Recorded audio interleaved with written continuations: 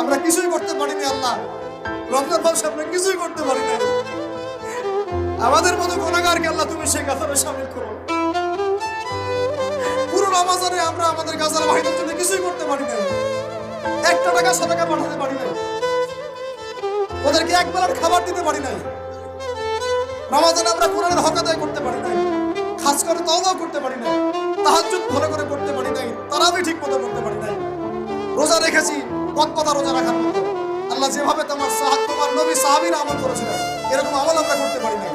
তাও তোমার ক্ষমা, তোমার দয়া, তোমার রহমতে আজকে আমাদেরকে ক্ষমা করো এবং এই শিক্ষাগুলো থেকে আমাদেরকে ভবিষ্যতে তৌফিক দান করো, যাতে করে আমরা তোমার রেজামন্দির মতো করে জীবনযাপন করতে পারি, গুনাহমুক্ত জীবনযাপন করতে পারি, ইসলামের জন্য একদম জান মাল সময় শ্রম উজাড় করে দিনের খেদমত করতে পারি। দিন ইসলামকে আল্লাহ পাকের জমিনে আমরা দুর্বল থাকতে